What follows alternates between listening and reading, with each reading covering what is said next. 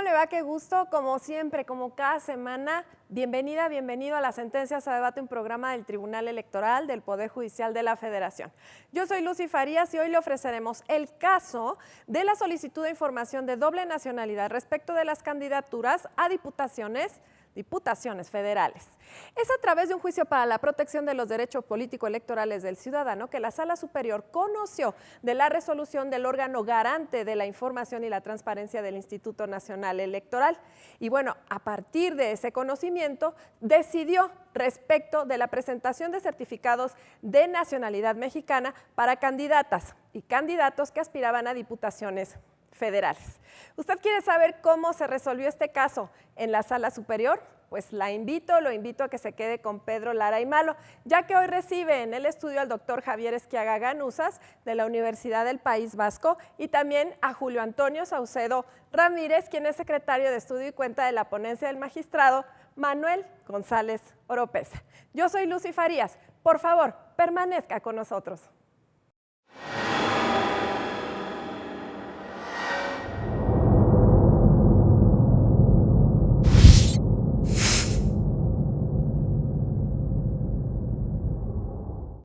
Como siempre, les damos la más cordial bienvenida a Sentencias a Debate, su programa del Tribunal Electoral del Poder Judicial de la Federación. Gracias a Lucy Farías por adelantar la presentación de nuestros invitados. Javier, bienvenido, muchas gracias. Julio, gracias por estar aquí nuevamente. Gracias, Pedro.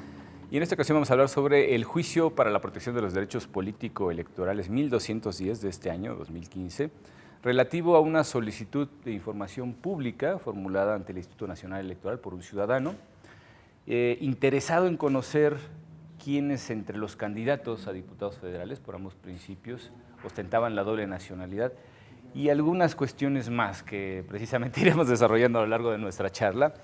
Julio, ¿nos puedes poner un poco en el contexto, sobre todo los precedentes de este asunto, cómo es que llega a Sala Superior? Claro que sí, Pedro. Javier, ¿cómo estás? ¿Cómo estás? Bueno, la síntesis de este asunto, de los antecedentes de este asunto, radica en lo siguiente. Un ciudadano común y corriente llega al Instituto Nacional Electoral y solicita información respecto de qué ciudadanos, en primer término, respecto de qué ciudadanos que han solicitado su registro como candidatos a diputados federales en este proceso electoral que está concluyendo en este momento, cuentan con una doble nacionalidad. Ese es el primer punto de solicitud de información.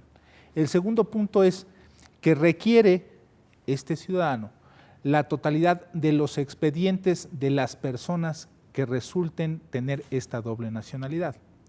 Los de registro. El expediente de registro, ¿no? Específicamente. Y en tercer lugar, solicita un certificado de nacionalidad que se encuentra previsto en la Ley de Nacionalidad de nuestro país, de estas personas que tengan esta característica de contar con una doble nacionalidad. Esos son los antecedentes, Pedro. Le responde el Instituto Nacional Electoral a través del órgano encargado de la transparencia y en un primer momento le dan la respuesta, le dicen que son 22 ciudadanos los que cuentan con esta característica, le dicen que le van a entregar los expedientes en una forma posterior porque se tienen que hacer las versiones públicas y por último le señalan respecto del certificado de nacionalidad que no se cuenta con este documento. ¿Por qué? Esta persona presenta un recurso de revisión, el cual el órgano garante del Instituto Nacional Electoral, encargado de la transparencia y acceso a la información, resuelve y le dice, bueno, por lo que hace a la entrega de los expedientes, se te dijo que se te van a entregar una vez que se haga la versión pública, se te respondió diciéndote que hay 22 ciudadanos que cuentan con esta característica y respecto al certificado de nacionalidad, le responde, y esto es muy importante para el asunto que nosotros tenemos ahorita en estudio, le responde, respecto al certificado de nacionalidad, no contamos con él debido a que no es un requisito para la Ley General de Instituciones y Procedimientos Electorales para el registro de candidatos. Claro. Esos son los antecedentes. En contra de esta última parte en específico, es por lo que viene este ciudadano a promover juicio para la protección, como tú lo decías, Pedro, de los derechos político-electorales del ciudadano ante esta Sala Superior. Muy bien, Julio. Digo aquí, perdón, lo primero que me surge es, una pregunta que no se debe hacer en estos casos, que es ¿para qué quiere la información? Es decir, la ley y además los instrumentos internacionales de los cuales México es parte, una de las cuestiones fundamentales del derecho de acceso a la información es que no se debe cuestionar para qué es la información, cuando se trata de información que tiene naturaleza pública.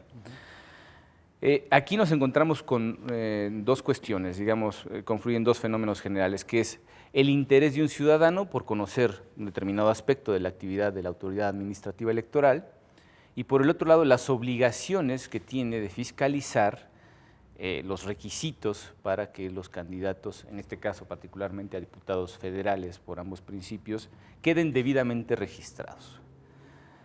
En primera instancia, Javier, bueno, pues al final de cuentas como conocedor del derecho mexicano y además con esa particularidad de poderlo comparar con el derecho continental europeo, particularmente el español, ¿qué es lo que a ti te inspira una sentencia como estas en términos generales? Sobre todo analizando desde esas dos vertientes, ¿no? Por un lado, el derecho de acceso a la información y por el otro lado, las obligaciones que tiene la autoridad administrativa electoral para que quienes aspiren a un puesto de elección popular cumplan con esos requisitos de manera tajante. Sí, sí. Bueno, muchas gracias, Pedro. Lo primero, mi gusto por compartir el programa contigo, Javier, y estar entre amigos como Julio, al que también cuya amistad me disfruto hace muchos años. Y bueno, en relación a la cuestión que planteabas, ¿no? Yo creo que este asunto es interesante desde muchas perspectivas, ¿no? Tanto por lo que la sentencia dice como también por lo que la sentencia no dice. Yo desconozco absolutamente la pretensión última del ciudadano que presentó el asunto, pero como tú decías, pues bueno, esto es algo, digamos, en principio irrelevante. Irrelevante relativamente en el sentido de, a mí me parece, por ejemplo, muy interesante como en la versión estenográfica el magistrado Nava hace una referencia precisamente que tangencialmente tiene que ver con esta pregunta tuya, ¿no? En la medida en que el derecho de acceso a la información es un derecho en sí mismo, pero al mismo tiempo también puede ser un camino o una premisa para el ejercicio de otros derechos, ¿no? Y por lo tanto no es algo que sea totalmente ajeno al asunto. Como decía, la sentencia me parece interesante desde muchos puntos de vista, relacionados con aspectos tan importantes que ojalá tengamos tiempo de analizar o de tocar, tan importantes como el deber de fundar y motivar, en este caso, las decisiones judiciales o las resoluciones administrativas, pero también cuestiones tan trascendentales para la calidad democrática de nuestros países como la función jurisdiccional, cuál debe ser el sentido de la función jurisdiccional y cuál debe ser el propio sentido de la sentencia, ¿no? Por ejemplo, en estos dos últimos temas, me parece que el establecer los límites del activismo judicial, y hasta dónde el juez debe limitarse exclusivamente a responder lo que estrictamente se le pregunta, pues es un tema muy complejo. La sentencia opta cautamente, y como yo creo que la gran mayoría de jueces y magistrados y ministros harían, pero cautamente por responder estrictamente a la litis planteada, a la cuestión planteada. Yo me pregunto, un tribunal como la Sala Superior del Tribunal Electoral del Poder Judicial de la Federación o la Suprema Corte de Justicia de la Nación, ¿son solo tribunales que resuelven un conflicto puntual o tienen una función adicional que me atrevería a denominar pedagógica, de crear sentimiento democrático, de crear cultura democrática, ¿no? Yo creo que esta faceta de la decisión de estos altos tribunales no hay que dejarla de lado, y en ese sentido anuncio un poco mi idea de que tal vez tenía que haber sido un poquito más audaz la sentencia, entrando más en el fondo del asunto y no solo respondiendo estrictamente a la cuestión que se planteaba. De hecho, la cuestión que tocaba yo respecto de cuáles son los fines de la solicitud de información es un poco tramposa, porque en realidad me refería precisamente a eso, hasta dónde realmente la solicitud puede tener condicionamiento relativo a otro tipo de derechos. Y yo me imagino, por poner un caso, porque al final de cuentas estamos en un tribunal constitucional especializado en materia electoral, ¿qué pasaría si se planteara una cuestión como esta, una solicitud de información pública con la finalidad, por ejemplo, de impugnar las candidaturas? que no cumplan con los requisitos. En este caso hablamos de los requisitos para ser diputado federal y entre ellos el que está precisamente en el centro del debate es la nacionalidad mexicana por nacimiento, es decir, ser mexicano por nacimiento. Para lo cual entiendo que, bueno, pues basta probarlo con un acta de nacimiento, ¿no? Lugar, fecha de nacimiento, y se certifica dónde nació la persona. Pero además existe la vinculación con el hecho de tener o no otra nacionalidad. Y el único documento idóneo para poder probar esto, es decir, establecer en qué condiciones se encuentra siendo mexicano, pero además habiendo sido reconocida otra nacionalidad en su poder, ¿qué es lo que se tiene que hacer para poder probar en qué condiciones jurídicas se encuentra? Pues solicitar el certificado de nacionalidad. Claro. Las finalidades creo que son sumamente importantes en el derecho en general. Y cuando hablamos además de órganos de naturaleza constitucional, el abanico se extiende hasta las últimas consecuencias del derecho mismo. Y yo pienso, bueno, quizá en este momento nos conviene hablar exclusivamente de la sentencia respecto de la solicitud de información pública, pero sí me gustaría que retomáramos el tema de las finalidades últimas, el control de constitucionalidad, la cuestión oficiosa del control de irregularidades respecto de la convencionalidad o la constitucionalidad de determinados actos o leyes, en fin, las cuestiones que derivarían ya precisamente de eso que ha señalado, que me parece fundamental. ¿Cuáles son los agravios que se plantean? Porque entiendo que primero se hace la solicitud de información pública, se le da al ciudadano una respuesta que le resulta no satisfactoria, finalmente interpone un recurso de revisión respecto de esto y finalmente el órgano garante confirma la resolución en la cual le daban la respuesta original al quejoso. Así es, Pedro. El agravio en realidad es simple, sencillo. Como comentaba Javier, es un agravio que acota mucho la actividad jurisdiccional, claro, puesto que si él hubiera planteado o se hubiera dejado ver dentro del cuerpo de su demanda alguna violación a un derecho político estrictamente hablando, pues hubiera sido más fácil entrar a esa puerta que señalaba Javier. Pero su agravio en realidad viene a ser falta de fundamentación y motivación.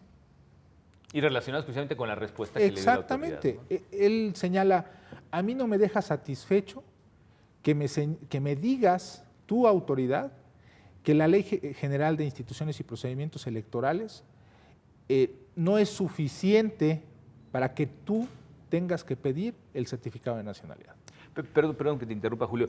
Un poco para poner en contexto a nuestros televidentes, ¿cuáles son los requisitos realmente que tanto a nivel constitucional como legal se exigen para poder ser registrado como candidato a diputado federal? Claro que sí, Pedro. En lo que nos interesa, pues, respecto de la nacionalidad, es ser ciudadano mexicano por nacimiento. Por nacimiento.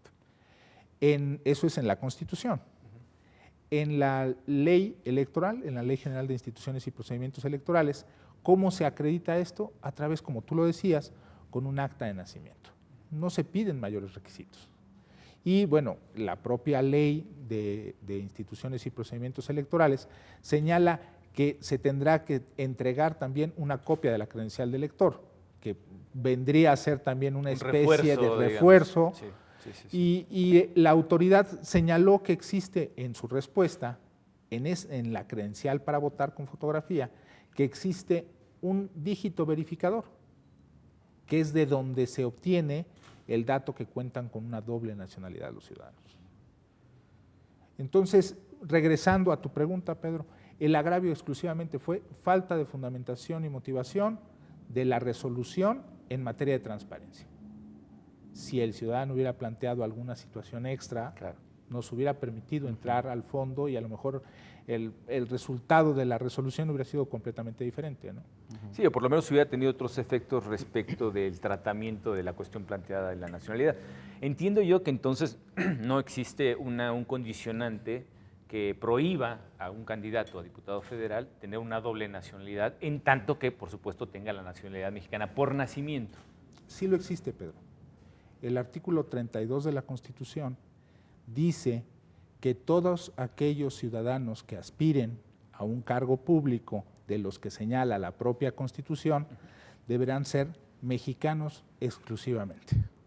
O sea, limitan la posibilidad de que tenga otra nacionalidad. Exactamente.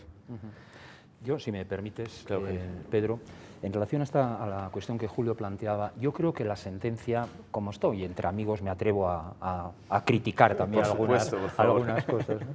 Pero decía que hay una cierta incongruencia en la sentencia, porque la única razón por la cual la Sala Superior es competente para entrar en este asunto no es por el derecho de acceso a la información pública, sino por derecho de acceso a la información pública electoral. Es decir, porque hay un problema electoral por medio, ¿no? Esto es lo que sirve, invocando un criterio de la propia Sala Superior, para admitir el asunto, pero luego, a partir de ese momento, me parece que se olvida completamente la sentencia del elemento electoral y se centra exclusivamente como si fuera un tribunal más o como si fuera el Instituto Federal de Acceso a la Información, exclusivamente en cuanto al acceso a la información. ¿Te consta? Pues entonces tienes que dar la información. Como ha quedado acreditado que no consta, porque no es un requisito de la Ley General de Instituciones y Procedimientos Electorales, está bien contestado y está bien fundado y motivado porque no consta esta información, ¿no? No se podría haber ido un poco más allá, en la medida en que, de algún modo, la Ley de Nacionalidad exige este requisito de la certificación. No se podía haber ido más allá en el sentido de decir, bueno, está bien, una cosa es si consta o no consta, pero otra cosa es, otro supuesto es si no consta, debiendo constar, porque al menos en una interpretación posible de la Constitución, de la Ley General de Instituciones y Procedimientos Electorales y de la Ley de Nacionalidad, de algún modo se puede considerar que debería el Instituto Nacional Electoral controlar si se aporta o no se aporta esa certificación, ¿no? Entonces, de algún modo no se está satisfaciendo el derecho del ciudadano me atrevo a decir, por una ilegalidad, que es no cumplir por parte del Instituto Nacional Electoral o de la propia Ley de Instituciones y Procedimientos Electorales, algo que la Ley de Nacionalidad exige. De algún modo, la fundamentación de la resolución del Instituto Nacional Electoral y de la propia sentencia de la Sala Superior es insuficiente al hacer la selección normativa que se va a tomar como referencia para resolver el asunto. Tal vez si en lugar de tomar como referencia solo la Ley General de Instituciones y Procedimientos Electorales, que es la que rige al INE básicamente, además de la Constitución, si hubiera tomado la Ley de Nacionalidad, la resolución hubiera sido otra. Yo no sé cuál es el procedimiento jurídico dentro del derecho mexicano para resolverlo, ¿no? Si es que la propio INE pida a la Secretaría de Relaciones Exteriores la certificación de estos ciudadanos, o no sé cuál es el procedimiento, ¿no? Pero de algún modo me parece que con la resolución se está no satisfaciendo un derecho de un ciudadano que, por una situación que él no ha creado, sino que precisamente él detecta o él quiere denunciar, ¿no? Sobre ese tema, perdón, me gustaría que volviéramos, sin lugar a dudas, porque también tiene que ver con esas obligaciones de las que hablábamos hace un momento. Si nos permiten, vamos a ir a una breve pausa y volvemos en un momento. Muchas gracias.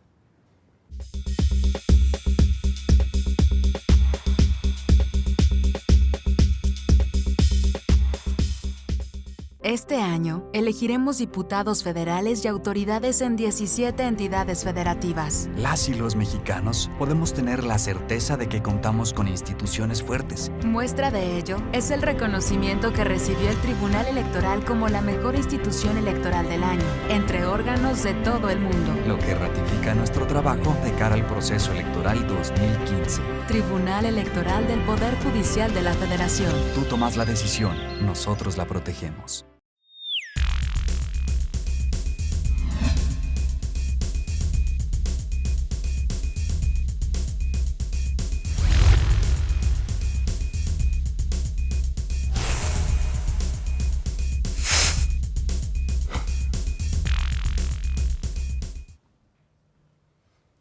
Hola, soy Rodrigo Morales.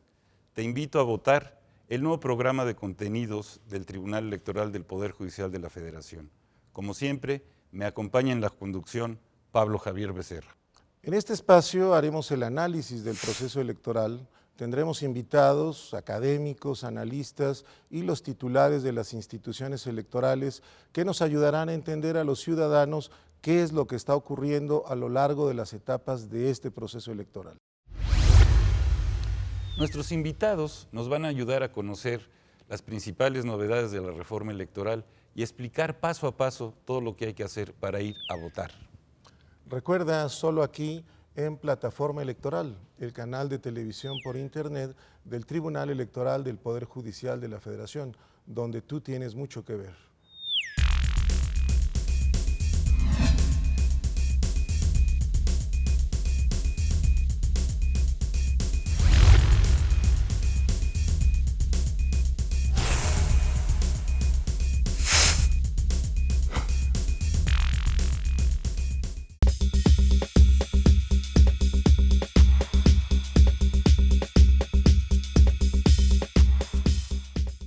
Bueno, pues nuevamente con ustedes. En un asunto que, como verán, se presentan varias cuestiones que lo hacen sumamente interesante. La complejidad es evidente. Y tenemos varios factores a tener en cuenta. Lo primero que se me ocurre preguntar, Julio, es, como Tribunal Constitucional, no tenemos la obligación, por ejemplo, de controlar cuestiones como la constitucionalidad del artículo 17 de la Ley de Nacionalidad, aun cuando directamente no ataña a una cuestión que podría llegar a afectar a la litis que se plantea. Pero bueno, como al final de cuentas con las reformas recientes de 2011 para la fecha, entre otras cuestiones se plantea la obligación de todos los órganos jurisdiccionales de ejercer un control de constitucionalidad y de convencionalidad. Y en este caso, digo yo, a mí me parece a bote pronto, habría evidentemente que entrar al fondo del asunto y analizarlo. Esa exclusión que se plantea respecto de la condición de tener otra nacionalidad y que se convierte tácitamente en prohibición para poder ejercer un cargo de elección popular, como es el caso de diputados federales, tiene además, me parece que es el segundo párrafo en el que se exige la renuncia a la protección, por ejemplo, de instrumentos internacionales, lo cual, pues, digo, perdón, pero desde el punto de vista del derecho tal y como lo entendemos ahora, con la nueva corriente de los derechos humanos, en fin, etcétera, resulta absolutamente anacrónico. Es decir, hablábamos hace un momento fuera de cámaras y decíamos, bueno, el espíritu del Estado mexicano, sobre todo durante el siglo XIX, temerosos de las invasiones, de la injerencia extranjera, etcétera, etcétera, hace unas leyes que evidentemente son exclusión absoluta de todo lo extranjero, ¿no? Digo, después abrimos las puertas para que entren y se lleven carretadas de oro, eso es otra cosa completamente diferente, ¿no? Pero esencialmente se protegía el Estado mexicano contra la injerencia de otros estados. Y cuestiones como esto, por ejemplo, pretender obligar a alguien a renunciar a derechos que por principio de cuentas son irrenunciables, son derechos humanos con un reconocimiento como al final de cuentas incuestionable como tales, mientras se siga sosteniendo que existe la dignidad humana, creo que son inamovibles. ¿Y qué hay en todo caso de esas cuestiones? Yo entiendo, como bien lo dijo Javier, no se plantea en la litis, pero ¿qué podemos hacer en estos casos? Bueno, aquí hay que partir de lo que comentaba Javier. La congruencia de la sentencia es muy importante. Sí, claro. Si nosotros vamos a veces un poco más allá de lo que nos están pidiendo, caeríamos en vicios de congruencia, en la famosa ultra petita o extra petita, y entonces pues nos iríamos hacia el otro lado completamente. La función del Tribunal Constitucional, como ustedes han señalado, es innovar en ciertas cuestiones, tratar de ir un poco más allá, pero siempre y cuando se permita o se pueda desprender a raíz de la demanda. En nuestro país hemos fijado criterios muy importantes en lo que se refiere a suplencia de la queja. Y hemos llegado a la conclusión, por ejemplo, de que en materia de derechos indígenas, la suplencia de la queja puede llegar a ser hasta absoluta. Pero en casos que son distintos a estas excepciones que estamos planteando ahorita, no podemos ir a tal grado de construir un agravio que nos está planteando. Claro. Como Pedro comentaba muy bien al principio, la petición real del promovente es: no se me respetó mi derecho a acceso a la información y no podíamos ir más allá porque de la demanda no se desprendía absolutamente nada. No, el tema de la litis me queda clarísimo que es evidente que está, incluso haciendo una suplencia de la deficiencia de los agravios, podríamos pues estirarlos un poco más, pero no ir más allá de lo que esencialmente plantea el quejoso. Pero la cuestión es si se advierten cuestiones de inconstitucionalidad. Por ejemplo, no sé de cuándo es la última reforma de la ley de nacionalidad, pero entiendo que por lo menos está desfasada de 2011 hacia atrás. Cuando a través del análisis del caso Radilla Pacheco, la Corte finalmente introduce, y digo introduce entre comillas, es una mera figuración, introduce los tratados internacionales en el sistema jurídico mexicano y los equipara con la propia Constitución, a la par se genera una obligación de vigilar precisamente que el ordenamiento interno y las resoluciones, evidentemente, de todos los organismos que se encargan de impartición de justicia, tanto administrativos como jurisdiccionales dentro del país, sean acordes con el marco del derecho internacional y sobre todo el derecho internacional de los derechos humanos, ¿no? Básicamente estamos aquí frente a una cuestión que a mí me parece que no es relevante por su mera inconstitucionalidad, sino porque atenta contra una serie de planteamientos que se han hecho en el derecho internacional de los derechos humanos que son fundamentales para su funcionamiento. Y la pregunta la dejamos ahí porque evidentemente, como bien dices Julio, nos tenemos que ceñir a la cuestión de la litis, pero realmente la oficiosidad de un tribunal constitucional alcanzaría para poder señalar, en este caso, por ejemplo, la inconstitucionalidad del artículo 17 de la Ley de Nacionalidad. Si se hubiese planteado en la litis, por supuesto. Pero ahí tenemos que partir también de, hablando de derechos humanos, Pedro, Javier, tenemos que partir de otra cuestión. La propia Constitución señala que sí serán aplicables todos estos derechos humanos, que serán para todas las personas que se encuentren en el territorio nacional, salvo las excepciones previstas en la propia Constitución. Siempre y cuando no contravengan el bloque de constitucionalidad, claro, ¿no? Por supuesto, pero la propia Constitución está señalando el límite para que quien ejerza un cargo público pueda o no tener la doble nacionalidad. Entonces ahí caeríamos en otro supuesto, hablando de constitucionalidad e inconstitucionalidad, de que si una norma contenida en la Constitución puede ser declarada inconstitucional. Y entonces eso complicaría más el caso. Sí. Por supuesto que yo creo que claro que a veces hablamos, ¿no?, de normas inconstitucionales en la Constitución, pues por impropiamente, ¿no?, porque naturalmente toda la Constitución es Constitución, ¿no? Pero sí que se podría plantear, yo creo que es un poco lo que cautamente, Julio, decías, es el control de convencionalidad de la propia Constitución, ¿no? Y en fin, este problema que efectivamente sería meternos en un asunto realmente complicado, ¿no? Pero fíjate, yo creo que si se hubiera deseado complicarse un poco la vida a la Sala Superior, ¿no?, y le quiere entrar a este asunto, la pretensión, claro que la litis la marca la pretensión del ciudadano que inicia el asunto, ¿no?, que es: yo quiero en el asunto, en la cuestión que le deje insatisfecho, las certificaciones o quienes han presentado certificaciones, etcétera, ¿no? Entonces la Sala Superior dice: no, esto no consta en el INE porque no es requisito, por lo tanto está bien resuelto por parte del Instituto Nacional Electoral, ¿no? Pero el derecho aplicable por Sala Superior al asunto no viene marcado ni por lo que diga el ciudadano, ni por lo que haya dicho las resoluciones del INE, sino que esto es el iura novit curia, digamos, esto forma parte de la competencia del tribunal de decidir qué derecho, cómo funda el asunto, ¿no? Y podía perfectamente, creo, haber cambiado la resolución del tema si, además de tomar como referencia para fundar la sentencia fundamentalmente la Constitución, desde luego, pero la Ley General de Instituciones y Procedimientos Electorales, tiene en cuenta la Ley de Nacionalidad. Creo que, y esto nada se lo hubiera impedido. Es más, me parece que de algún modo la sentencia, la opinión de la mayoría de los magistrados en relación con la sentencia, de algún modo se queda con la insatisfacción de la sentencia que están dictando.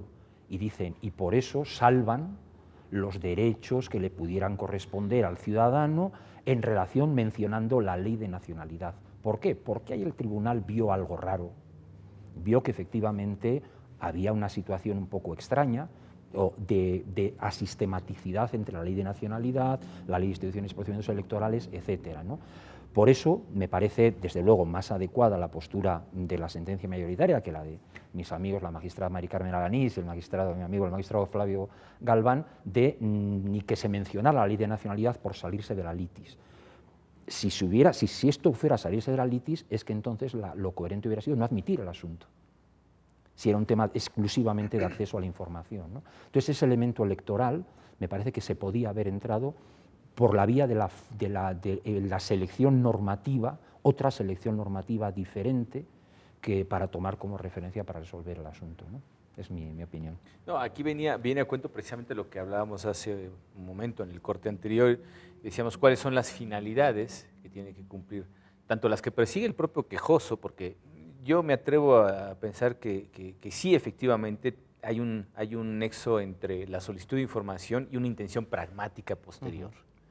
Sí, me parece que podría ser una cuestión de investigación, podría ser también una cuestión que pudiera desembocar en una impugnación, etcétera.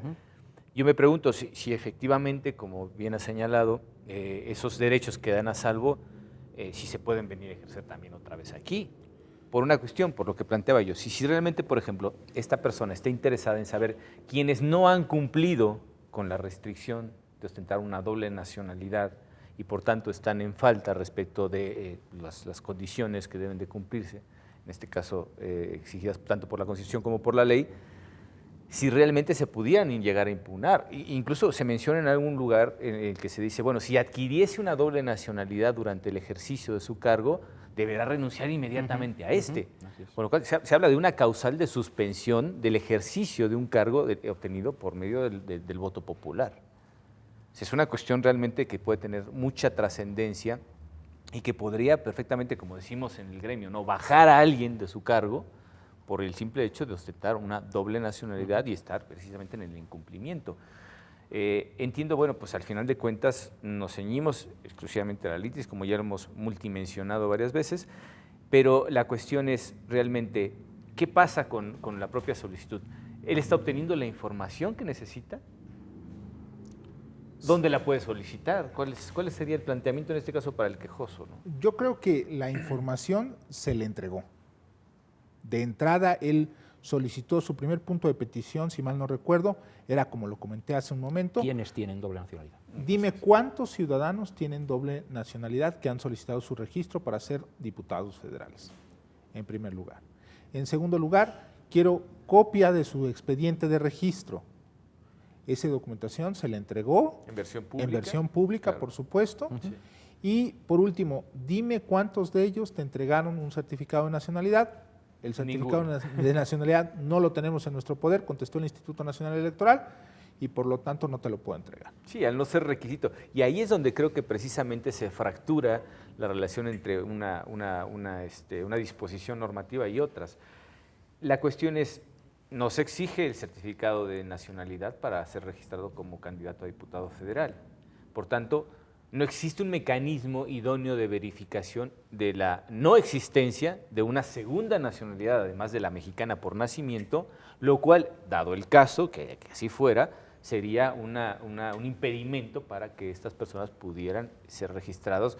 En caso de que se registraran posteriormente, sería un impedimento incluso para ejercer el cargo de diputado, que ya habían sido electos de manera popular, ¿no? Exacto. Yo aquí veo un grave problema en la forma en la que respondió el instituto. Y sí creo que es importante que lo comentemos. El instituto únicamente tomó el dato de cuántos ciudadanos cuentan con una doble nacionalidad a raíz de un código verificador. El de la credencial de la credencial de elector, que si mal no recuerdo, señala el instituto, es el número 81. Ok. El problema es, ¿qué pasa si yo después de obtener mi credencial para votar, obtengo una doble nacionalidad? Sí, claro, no hay manera de saber ya no hay ese código, ese dígito. Ya no existe ese código. Entonces, ahí sí, si el ciudadano hubiera ido por ahí o por ese camino, entonces sí hubiéramos podido entrar a todas estas cuestiones de las que hemos estado hablando. Creo yo que ese pudo haber sido el camino de entrada para decir, me están violando mi acceso a la información pública y aparte la información que me están entregando posiblemente sea incompleta. No, y claro, y partimos además también de la posibilidad de que incluso, digo yo, y apelo nuevamente, como suelo hacerlo mucho en este programa, al legislador, pues para que recomponga este batiburrillo de requisitos que parecen incongruentes, y digo incongruentes a la vista del panorama que tenemos en general del derecho internacional de los derechos humanos en este momento y la necesaria progresividad que estos guardan, con lo cual no podríamos volver a esas viejas fórmulas. Yo creo que aquí el legislador sí tendría que echarse un clavado en este asunto y poder ver primero si el requisito de no tener la doble nacionalidad para ostentar un cargo de estos se sostiene desde el punto de vista del Estado constitucional mexicano, desde el punto de vista de los derechos humanos, y cuestiones como por ejemplo las que plantea, y si nos permite nuestro amable auditorio, les voy a leer el segundo párrafo del artículo 17 de la Ley de Nacionalidad, que dice, respecto precisamente del certificado de nacionalidad, dice, para ello formularán renuncia expresa a la nacionalidad que les sea atribuida, a toda sumisión, obediencia y fidelidad a cualquier Estado extranjero, especialmente de aquel que le atribuya la otra nacionalidad, a toda protección extraña a las leyes y autoridades mexicanas y a todo derecho que los tratados y convenciones internacionales concedan a los extranjeros. Digo, eso me parece a mí, para la Inquisición está muy bien, sí, no me parece fantástico para un Estado represivo, pero no creo que este tipo de cuestiones tengan cabida en el marco jurídico mexicano, que sean armónicas realmente con la cuestión del llamado bloque de constitucionalidad, ¿no? Que es la Constitución, y también los instrumentos internacionales. Si nos permiten, vamos a ir a una breve pausa y volvemos en un momento. Muchas gracias.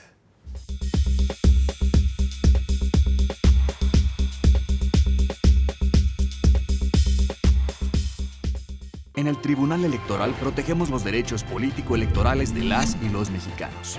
En los últimos 3 años atendimos más de 60,000 asuntos, 8 de cada 10 interpuestos por ciudadanos, y en este año resueltos en apenas 11 días. Trabajamos por la igualdad entre mujeres y hombres y por la autonomía de los pueblos y comunidades indígenas. Somos referencia para tribunales locales y extranjeros. Tribunal Electoral del Poder Judicial de la Federación. Tú tomas la decisión, nosotros la protegemos.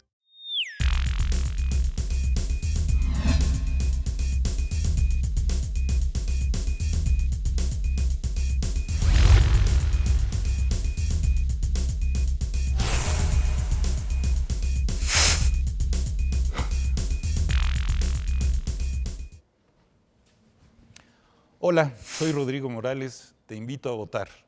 Un nuevo programa del Tribunal Electoral de su plataforma de contenidos. Me acompaña en la conducción Pablo Javier Becerra. En este espacio vamos a hacer el análisis del proceso electoral con la ayuda de invitados, funcionarios electorales, analistas y académicos que nos van a ayudar a entender los avances de las etapas del proceso electoral en curso. Nuestros invitados nos van a ayudar a conocer las novedades de la reforma electoral, a identificar los retos para las instituciones y a explicarnos sobre todo por qué todos tenemos que ir a votar. Recuerda, nos vemos aquí en Plataforma Electoral, el canal de televisión por internet del Tribunal Electoral del Poder Judicial de la Federación, donde tú tienes mucho que ver.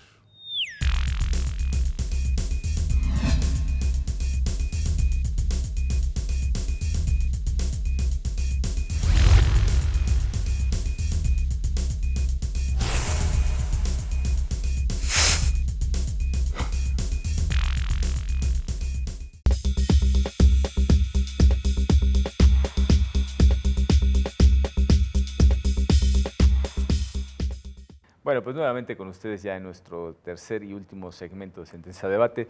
Hablábamos hace un momento fuera de cámaras de cuestiones muy, muy interesantes, las cuales voy a pedir que además se repitan al hilo de cómo vayan surgiendo, ¿no? Javier, decíamos, una cuestión interesante es el hecho de plantear pues, que el legislador se meta a armonizar estas cuestiones y que diga, por principio de cuentas, si los requisitos que establece la Ley de Nacionalidad son aplicables efectivamente para poder ser registrado como candidato a diputado federal, o si definitivamente deberíamos el legislador en este caso, debería de eliminar una exigencia como estas, que es el hecho de de tener exclusivamente la nacionalidad mexicana y por de nacimiento. además.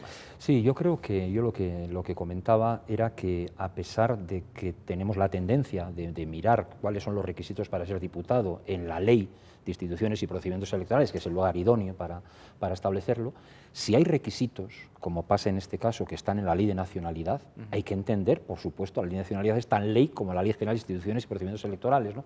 Entonces, esa interpretación no es ley general, pero... Bueno, pero no creo que el adjetivo marque una diferencia, ¿no?, de jerarquía, ¿no? Sí, claro. Entonces, yo creo que sí que habría que considerarlo incorporado. Ahora bien, por supuesto, ojalá la sentencia de Sala Superior, nuestros legisladores la consulten o vean este estupendo programa y se den cuenta que efectivamente la vía idónea para resolver este asunto es incluir en la ley de instituciones y procedimientos electorales el certificado de nacionalidad, si es que se considera. Entrando a la otra parte de tu pregunta, ¿no? Yo creo que, sin ser un experto en la materia, creo que muchos países sí establecen algún tipo de limitación en cuanto a las dobles nacionalidades o triples nacionalidades para poder ejercer un cargo de representación tan importante como la presidencia o un diputado o un senador, ¿no? Y desde ese punto de vista, pues habría que, tal vez, sería razonable que se estableciera alguna limitación o incluida la residencia, por ejemplo, ¿no? Pero otra cuestión me parece cuestionable es que la propia Constitución mexicana, en muchos momentos, establece como requisito ser mexicano por nacimiento, ¿no? Si la propia Constitución establece un procedimiento para, habiendo nacido en otra parte del mundo, poder llegar a ser ciudadano mexicano... No habiendo nacido de padres mexicanos. Eso es, sí, porque hay otras... Es importante, exacto, ¿no? Es decir, sí. La nacionalidad mexicana por nacimiento se entiende por haber nacido en territorio nacional o por ser hijo de padres mexicanos, lo cual ya complica todavía más el asunto. Pero está muy bien la puntualización porque es así, ¿no? Pero me refiero que el resultado de este régimen constitucional de la nacionalidad mexicana es que al final consagra dos tipos de ciudadanos mexicanos. El ciudadano de nacimiento o hijo de mexicanos que puede aspirar a ser presidente y el mexicano que ha nacido fuera del país o no de padres mexicanos, que nunca puede aspirar a ser ni presidente, ni diputado, ni senador, ¿no?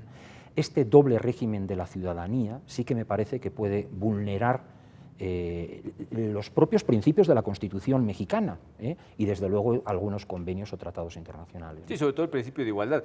Muchos se han esforzado las autoridades del Estado mexicano por tratar de reducir la brecha de desigualdad que existe, por ejemplo, entre hombres y mujeres.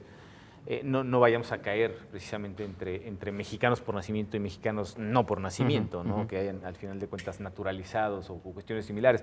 Decíamos que en el caso español, por ejemplo, con el afán de acercar la gobernabilidad a nivel municipal y tener la posibilidad de presentarse para poder ejercer un cargo de elección popular a nivel municipal, a los extranjeros se les permite en esa primera instancia y esa cercanía de gobierno que tiene que haber. Entonces, yo creo que las cuestiones que de alguna manera justifican la existencia del poder político se vinculan precisamente con cuestiones como el hecho de agarrar un rasero parejo para todos y que todos efectivamente tengan la misma posibilidad de intervenir en la vida pública, de ser representados, de ejercer cargos de elección popular, etcétera, etcétera.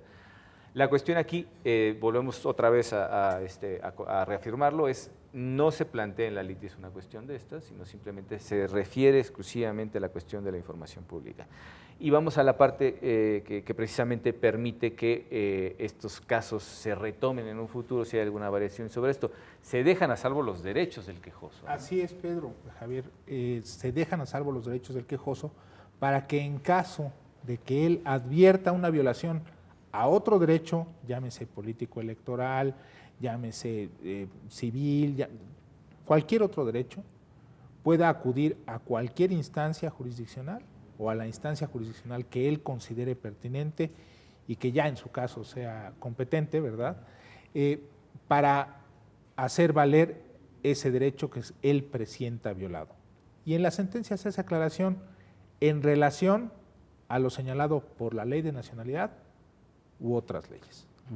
Entonces, en la sentencia se le deja abierta la puerta al promovente para que vaya, revise su petición, revise la respuesta que se le da y si se encuentra a tiempo aún de hacer valer una violación que él considere que se le haya hecho. Yo me preguntaría precisamente en esa misma línea en la que hemos ido haciendo nuestro análisis a lo largo del programa, ¿cómo saber si efectivamente se encuentran, ya en este caso, pues muchos de ellos seguramente electos formalmente, todavía faltan algunas etapas para finalizar el proceso electoral, pero podríamos decir en términos muy pragmáticos, algunos de ellos ya pudieran estar electos para ejercer esos cargos? ¿Cómo se podría saber si efectivamente se cumplieron con el requisito de no ostentar una doble nacionalidad? Porque al final de cuentas creo que formulando la solicitud de información pública a la Secretaría de Relaciones Exteriores respecto de la lista que se le entregó en el Instituto Nacional Electoral, podríamos hacer un cruce de datos y saber exactamente quiénes tienen, de esos 22 que señala el Instituto Nacional Electoral, quiénes de ellos efectivamente pues tienen un certificado de nacionalidad, quiénes están cumpliendo, quiénes no, etcétera, ¿no? Claro, y yo creo que por ahí era el curso por el que iba la solicitud de petición, ¿no? Es muy fácil prever en esta situación de que lo que el ciudadano pretendía en realidad era saber qué diputados electos o a quienes ya se les haya entregado la constancia de mayoría y ya se haya ratificado el triunfo que haya obtenido, cuentan con esta doble nacionalidad.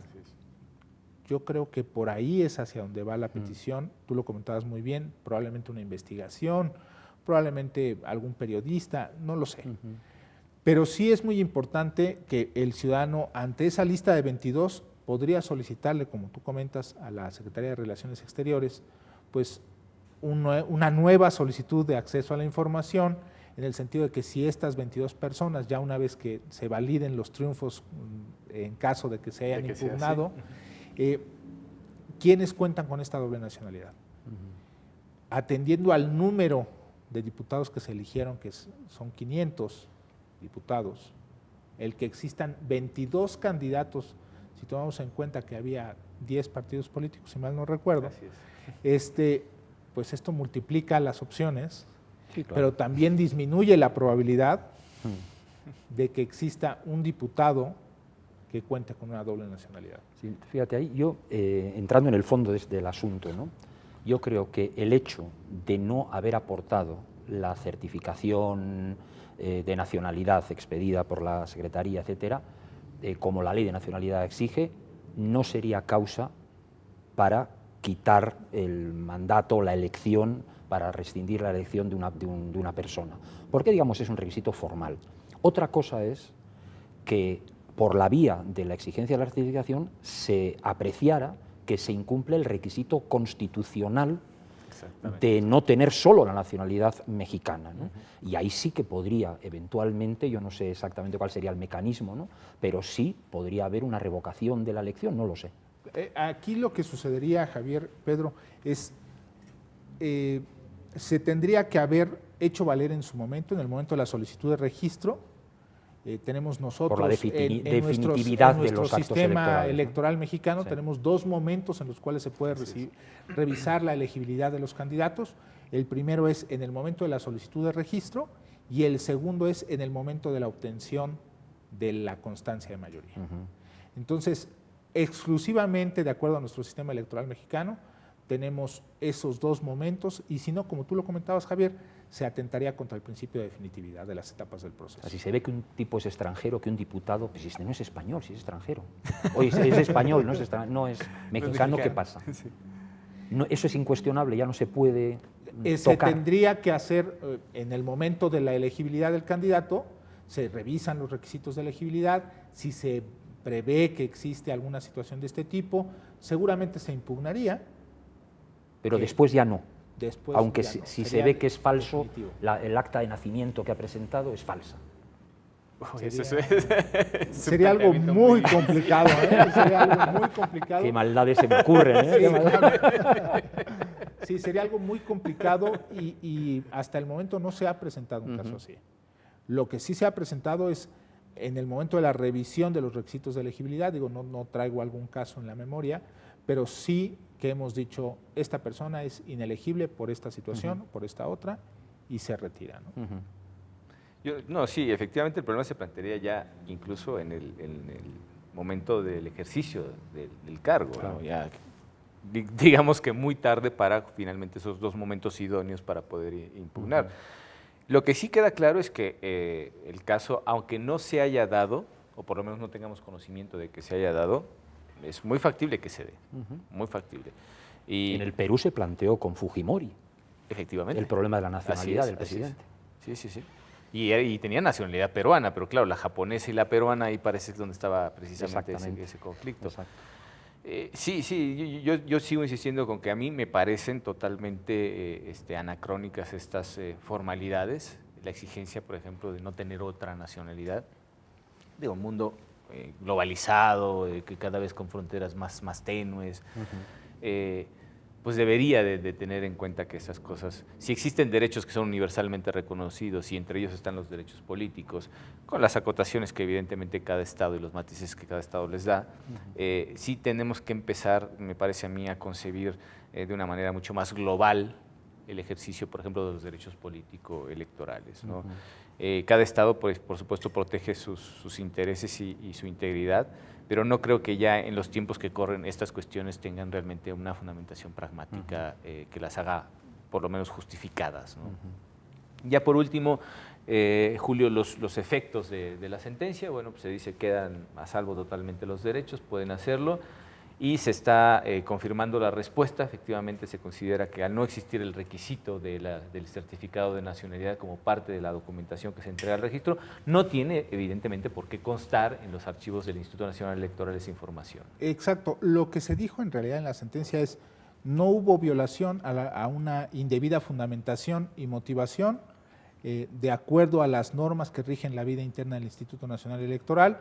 Se realizó bien la respuesta, está debidamente motivada, debidamente fundada y no hay una violación a tu derecho a acceso a la información. Los efectos, como dices, se dejan a salvo los derechos del promovente para que en caso de que él prevea la existencia de alguna otra violación a otro derecho, entonces lo haga valer en su momento, ¿no? Claro, claro. Yo, si me permites, Pedro, claro, sí, Javier, por supuesto. Me gustaría terminar con dos, ya que pues, he planteado algunas críticas a la sentencia, porque esto es lo divertido, ¿no? El debatir, sí, claro. ¿no? Pero sí quiero terminar con dos alabanzas a la sentencia. Una, desde el punto de vista formal.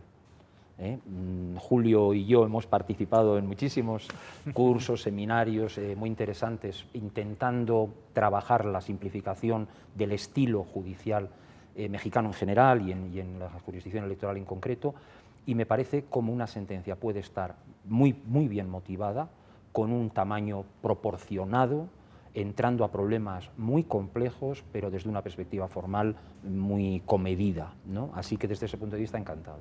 Y en segundo lugar, me parece que es muy loable el esfuerzo y una importante aportación, el esfuerzo de la sentencia, en resolver para mí esa enigmática relación entre fundar y motivar, ¿no? Y establecer los diferentes, la diferente casuística de un tipo, de otro, los efectos, etcétera, me parece una aportación muy interesante, la pienso utilizar en mis clases cuando hable de esta cuestión, porque a mí me parece que la distinción mexicana, que no existe en ninguna otra parte del mundo que yo conozca, entre fundar y motivar, por ejemplo, una sentencia, pues queda más clara a través de esa aportación, ¿no? Desde mi punto de vista, mencionar los preceptos legales sin el razonamiento que se realiza a partir del mismo, pues no es aportar nada, ¿no? Pero bueno, esta distinción de indagar un poco ahí me parece que va por delante de lo que la propia Suprema Corte de Justicia de la Nación ha establecido en algunos precedentes, etcétera, y quería mencionarlo porque ambos aspectos, tanto formal como material del deber de fundar y motivar, me han gustado mucho. No, digo, que al final de cuentas también creo que la parte en la que colaboran los organismos impartidores de justicia pues es fundamental precisamente para poder dar coherencia a todo aquello. Yo creo que las leyes sueltas así, aventadas como tales, no tendrían prácticamente ningún sentido si no fuera con ese afán de dar coherencia, ¿no? Ya por último, lo deseable, ¿qué expectativas tenemos para que venga esta persona nuevamente con un asunto ya más concreto y con una litis basada sobre todo en la información que obtuvo respecto a esto? Porque ya se sabe que hay 22 candidatos, o que hubo en su momento 22 candidatos presentados a elecciones de diputados federales. ¿Cuántos habrán quedado? No lo sabemos. ¿Cuántos estarán en falta? Tampoco lo sabemos. a manera de augurio, y esto es una mera especulación, ya sabemos, hemos hablado exclusivamente de la sentencia y es ahí donde acaba la verdad jurídica, pero un poco especulando, Julio, ¿crees que esta cuestión tenga, como se suele decir, traiga cola? Yo creo que sí puede traer cola, como lo decimos, pero seguramente no será para esta elección.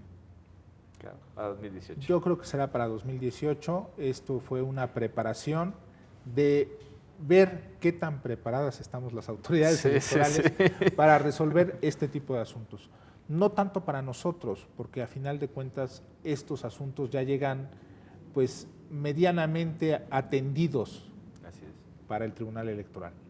El problema va a ser para el Instituto Nacional Electoral esta armonización de normas de las cuales estábamos hablando en los entrecortes y ya después que Javier trajo a colación, esta armonización del sistema electoral con otras leyes que resulten aplicables. Yo creo que es una labor bastante fuerte que tiene que hacer el Instituto Nacional Electoral de investigación normativa, de ver qué normas resultan aplicables a la materia electoral sin que esté abierta la mención de que son aplicables en materia electoral.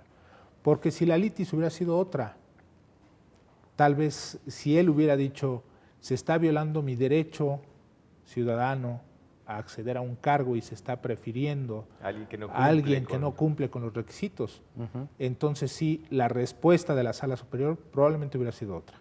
Sí, claro. Hubiéramos tenido que entrar más allá de la mera solicitud de información. Y bueno, yo al final de cuentas creo que más que el Instituto Nacional Electoral debería de competirle al legislador, porque claro, el instituto está sujeto a lo que el legislador le dé y nosotros también, ¿no? Por fortuna, por desgracia, nosotros quizá tenemos un poco más de margen. Ha habido muchas resoluciones que caen, desde mi punto de vista, en el activismo judicial, lo cual es fantástico, porque trasciende precisamente la limitación que impone otro poder independiente. Pero en este caso sí creo que el legislador tendría que hacer una revisión general.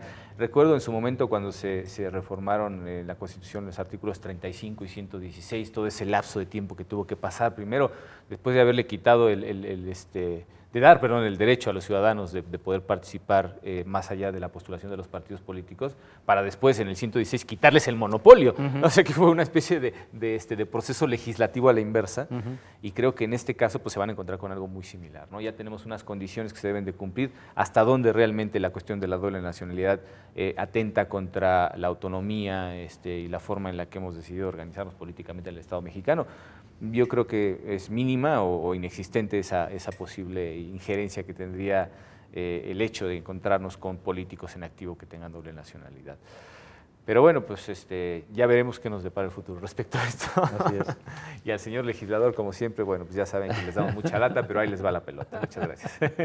Y nos despedimos, por supuesto, de todo nuestro amable público. Gracias por haber estado con nosotros en este programa de Sentencias a Debate. Los esperamos en la próxima emisión. Muchísimas gracias.